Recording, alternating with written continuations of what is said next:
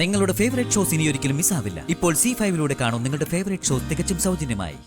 നീ ആരെ കാണാനാണ് ഇവിടെ നിൽക്കുന്നത്? എല്ലാവരുടെയും കണ്ണ് നിന്റെ ദേഹത്താ. ഇവിടെ ആരെയാണ് നിനക്ക് മയക്കെടുക്കാനുള്ള? മിണ്ടാതിരിക്കുന്നുണ്ടോ?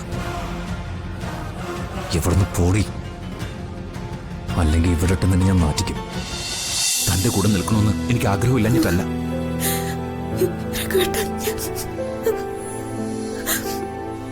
ഓരോ തവണ വന്ന് തിരിച്ചു പോകുമ്പോഴും ഞാൻ തന്നോട് പറയാറുള്ളത് മക്കളുടെ കാര്യത്തിൽ എനിക്ക് പേടിയില്ല, താനല്ലേ വളർത്തുന്നതെന്നാണ്. പക്ഷേ ഇപ്പൊ ആദ്യമായിട്ട് എനിക്ക് പറയേണ്ടി വന്നിരിക്കുന്നു, താൻ സൂക്ഷിക്കണം സുജാതെ, നമ്മുടെ മക്കളെ സൂക്ഷിക്കണം.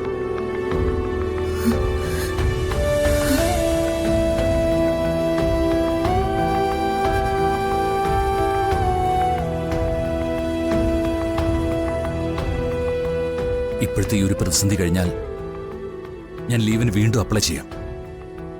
ഞാൻ വീണ്ടും ഇങ്ങോട്ട് തിരിച്ചു വരാം. തിരിച്ചു വരുമ്പോ ഒരു പക്ഷേ രഘുവേട്ടനെ കാത്തിരിക്കാൻ. പ്ലീസ്, താൻ അങ്ങനെ ഒന്നും പറയില്ലേ. ധൈര്യം ചോർന്നു പോയാൽ പിന്നെ തന്നെ കണ്ടോണ്ടിരിക്കാൻ പറ്റില്ല. താൻ പഴയതുപോലെ മനക്കരുത്ത് വീണ്ടെടുക്കണം, എല്ലാം നേടണം. തനിക്കതിന് പറ്റൂടൂ.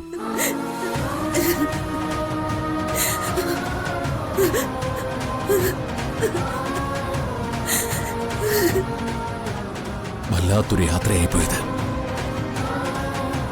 എല്ലാം പാതിയിൽ മുറിച്ച് വല്ലാത്തൊരു യാത്ര.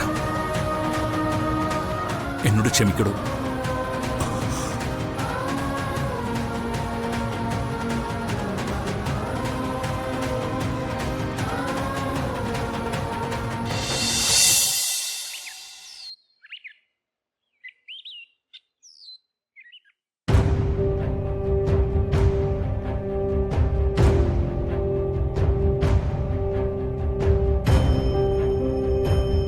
അമ്മേ,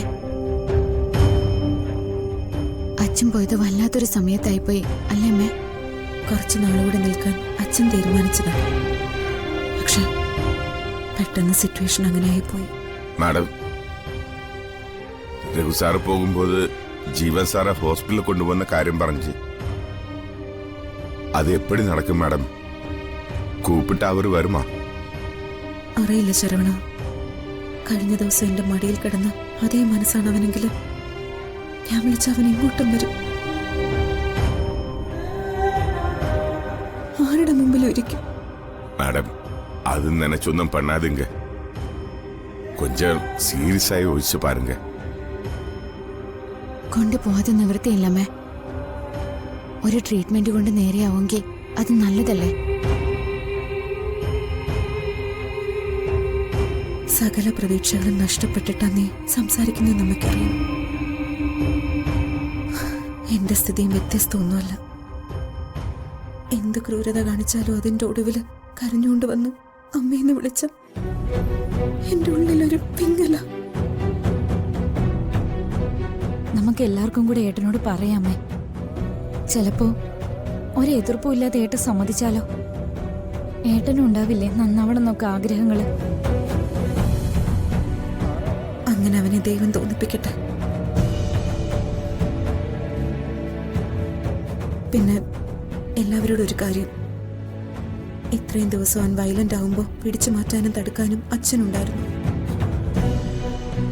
അവൻ അങ്ങനെ ഒരു അവസ്ഥയിൽ ഇനി ആവുകയാണെങ്കിൽ ആരും അവന്റെ മുമ്പിൽ ചെന്ന് നിൽക്കരുത്, കേട്ടല്ലോ?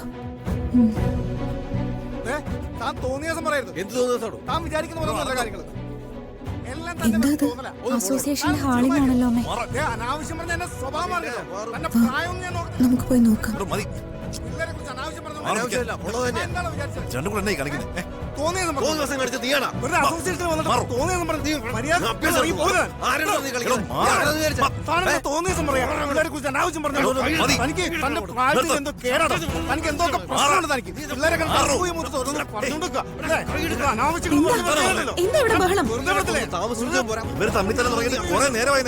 എന്ത് പറഞ്ഞിട്ട് നിർത്തുന്നേ ഇല്ല.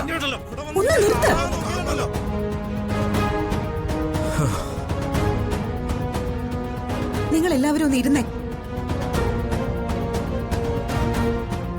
രവി സാറേ, എന്തായി കാണിക്കുന്നത്? നിങ്ങൾ രണ്ടുപേരും മാന്യന്മാരല്ലേ? നമ്മൾ എല്ലാവരും എഡ്യൂക്കേറ്റഡ് അല്ലേ? എന്ത് പ്രശ്നമാണെങ്കിലും പറഞ്ഞു പരിഹരിക്കാമല്ലോ. ഇതിന് പരിഹാരമൊന്നുമില്ല സുജാതെ.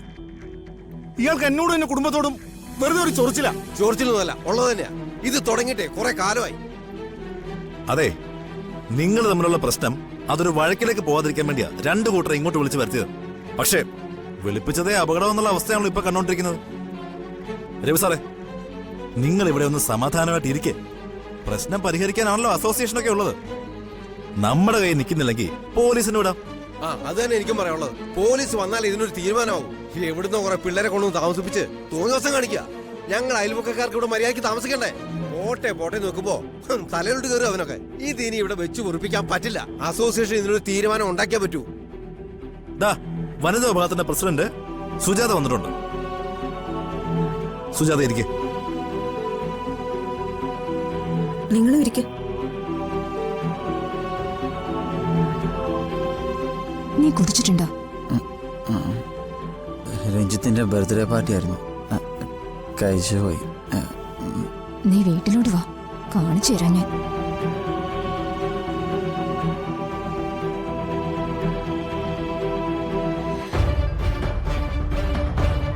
എന്താ പ്രശ്നം? കേൾക്കട്ടെ. സുജാതയ്ക്ക് അറിയാലോ, മാത്യു സാറിന്റെ വീട്ടില് 3-4 പേര് താമസിക്കുന്നുണ്ട്. അതിലാണും പെണ്ണും ഒക്കെയുണ്ട്. അവരവിടെ അരുതാത്ത എന്തൊക്കെയോ നടക്കുന്നുണ്ടെന്നാ രവി സാറിന്റെ ആക്ഷേപം. ആക്ഷേപമൊന്നുമല്ല, സത്യ. ഞാൻ എന്റെ കണ്ണി കണ്ടതുകൊണ്ടാ പറയുന്നത്. തനിക്ക് എന്തെങ്കിലും പറയാനുണ്ടെങ്കിലേ അത് എന്നോട് പറയണം. അല്ലാതെ സോഷ്യൽ മീഡിയയിൽ എഴുതിയിടാന്ന് പറഞ്ഞാലേ അതെനിക്ക് നാണക്കേടാ. അതെങ്ങനെയാ ഞാൻ സമ്മതിച്ചു കൊടുക്കുന്നേ? സുജാത പറ. ഇയാളെ പോലുള്ളവരാ ഈ നാട്ടിൽ വെറുതെ ആവശ്യമില്ലാത്ത വിഷയങ്ങൾ ഉണ്ടാക്കുന്ന. എന്താ തനിക്ക് മാത്രമേ ഉള്ളൂ? ഇവിടെ ഇരിക്കുന്ന ഞങ്ങൾക്കൊന്നും അഭിമാനമില്ലേ? ഇവിടെ താമസിക്കുന്ന കുട്ടികൾക്ക് അഭിമാനമില്ലേ? ഇനി ഇങ്ങനത്തെ വേണ്ടാദിനങ്ങൾ താൻ പറഞ്ഞുകൊണ്ട് നടക്കരുത്. തോന്നിവാസം കാണിച്ചാൽ പറഞ്ഞുകൊണ്ട് നടക്കണോ? ഞാൻ പറഞ്ഞത് സത്യം തന്നെയാ. ഇവിടെ ചെറുപ്പക്കാരെ കൊണ്ട് താമസിപ്പിക്കുന്ന ഒരു ഉദ്ദേശം വേറെ തന്നെയാ. അതൊക്കെ തന്നെ വെറും തോന്നല. നല്ല മനസ്സോടെ എല്ലാവരെയും കാണാൻ നോക്കും. അപ്പൊ തന്നെ ഈ പ്രശ്നമൊക്കെ തീരും. ഞാൻ മാന്യതയുള്ള ആൾക്കാരെയാ താമസിപ്പിച്ചത്. ഒരു മാന്യത. താനാ മാന്യതക്കേട് സംസാരിക്കുന്നത്. താൻ എന്തൊക്കെ പറഞ്ഞാലും ആ കുട്ടികൾ അവിടെ തന്നെ താമസിക്കും. അവര് വന്നതേ പഠിക്കാനാ. എന്നൊക്കെ പറയും. എന്തിനാ രവി സാർ ഇങ്ങനെ അടച്ചാക്ഷേപിച്ച് സംസാരിക്കുന്നത്? നമ്മുടെ അസോസിയേഷന്റെ അകത്ത് എത്രയോ വീടുകളിൽ പുറത്തുനിന്നുള്ള കുട്ടികൾ വന്ന് താമസിക്കുന്നുണ്ട്.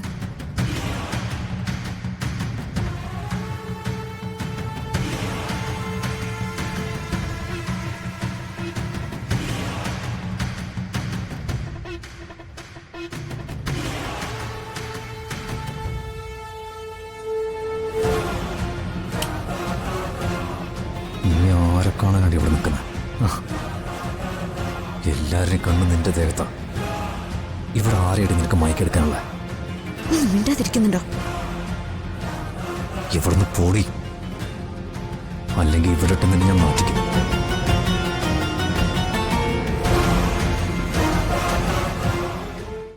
ഡൗൺലോഡ് ചെയ്യൂ C5 ആപ്പ്. കാണൂ എല്ലാ എപ്പിസോഡുകളും സൗജന്യമായി.